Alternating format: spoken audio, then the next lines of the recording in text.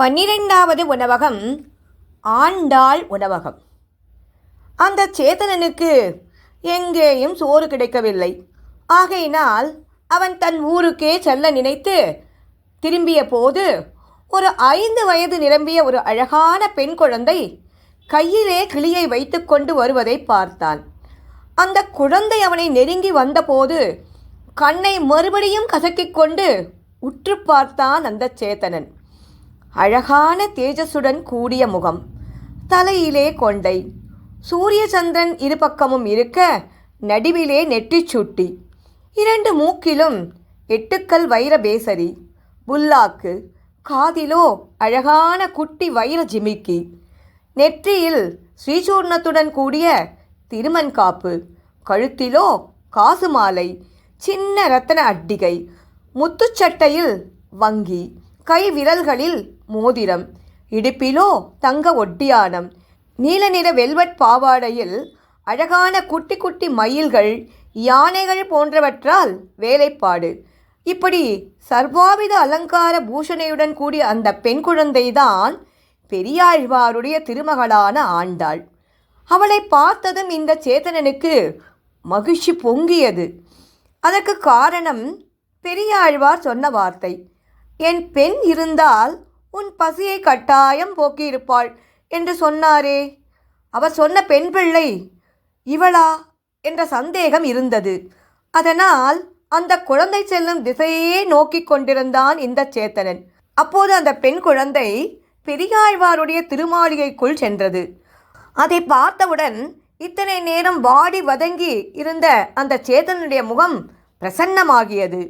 மறுபடியும் பெரியாழ்வார் உணவகத்திற்கு சென்றார். சுவாமி, சற்று முன் உள்ளே சென்ற அந்த குழந்தை உம்முடைய பெண் ஆண்டாளா சுவாமி? என்ன அழகான தேஜஸுடன் கூடிய தெய்வ குழந்தை! அவள் இருந்தால் உமக்கு கண்டிப்பாக உமது பசியை ஆற்றுவாள் என்று சொன்னீரே.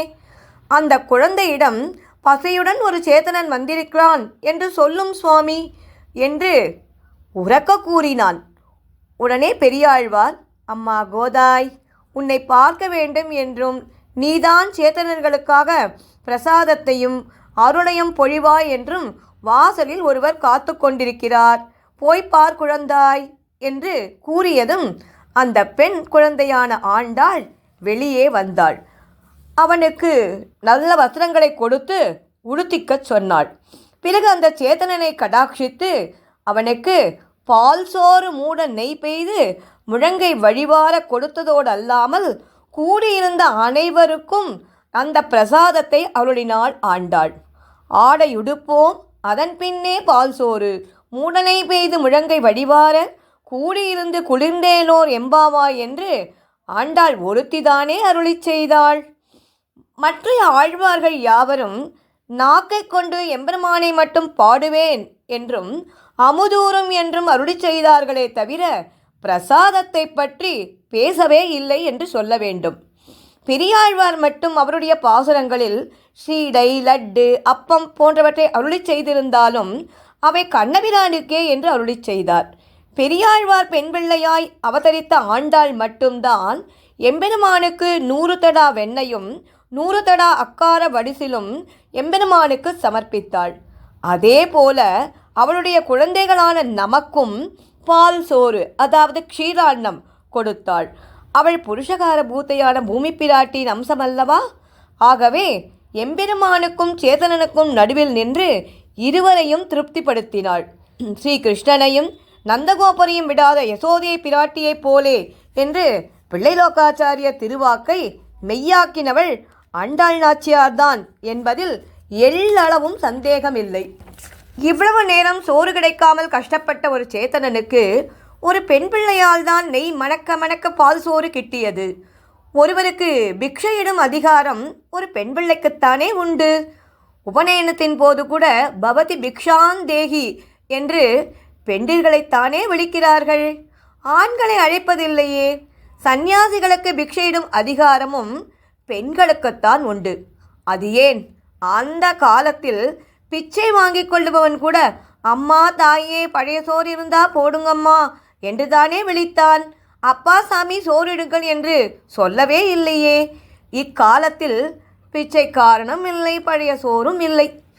ஆண்டாள் திருப்பாவையில் பால் சோற்றை சேத்தனர்களுக்கு அளித்தாற்போலே தம்முடைய மற்றொரு பிரபந்தமான நாச்சியார் திருமொழியிலும் தன்னை கண்ணபிரான் எழுந்துள்ள இடங்களான மதுரைப்புறம், ஆய்ப்பாடி, நந்தகோபாலன் கடைத்தலை, யமுனைக்கரை, பொய்கைக்கரை, பாண்டிவடம், கோவர்தனம், துவராவதி என்று இப்படி பல பல இடங்களை அருளிச் செய்தவள் பத்த விலோசனம் என்கிற புண்ணிய தேசத்திலும் தன்னை கொண்டு போய் விட வேண்டும் என்கிறாள்.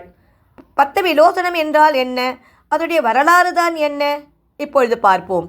ஒரு நாள் கண்ணபிரானும் பலராமனும் பசுக்களோடும் இடையர்களோடும் யமுனை ஆற்றின் கரையிலே சென்று பசுக்களை மேய்த்து களைத்து போய் உட்கார்ந்திருந்தனர். அப்போது அந்த சிறு இடைப்பிள்ளைகள் கண்ணனையும் பலராமனையும் நோக்கி தங்களுடைய பசியின் கொடுமையை கூறி இப்போதே இந்த பசியை போக்க வேண்டும் என்று மிகவும் பரிதாபத்துடன் கேட்டனர். அவருடைய பரிதாபமான முகத்தை கண்ட கண்ணன், பிள்ளைகளே, அங்கே ரிஷிகள் யாகம் செய்து கொண்டிருக்கிறார்கள். அவர்களிடத்தில் என் பெயரையும் என் தமையனான பலராமன் பெயரையும் சொல்லி அவர்களிடம் அன்னம் கேளுங்கள், உங்கள் பசி தீரும் என்று சொல்லி அனுப்பினான்.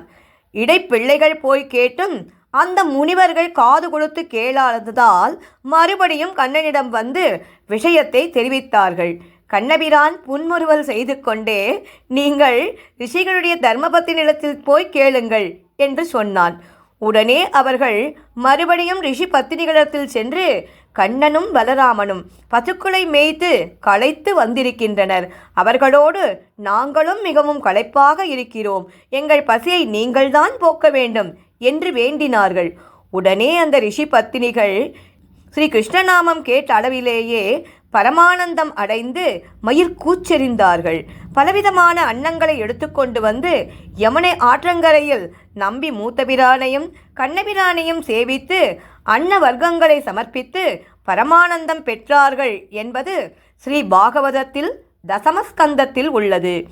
ஆண்டாள் இதனைத்தான் வேர்த்து பசித்து வைரசைந்து வேண்டடிசில் உண்ணும்போது இதென்ன பார்த்திருந்து நெடுநோக்கு கொள்ளும் பத்த விலோசன துய்த்திடுமென் என்று அருளிச் செய்தாள். பக்தம் என்ற வடசொல்லிற்கு அன்னம் என்று பொருள், விலோச்சனம் என்பதற்கு பார்வை என்று பொருள், அதாவது சோறு பார்த்திருக்கும் இடம் என்று பெயர்.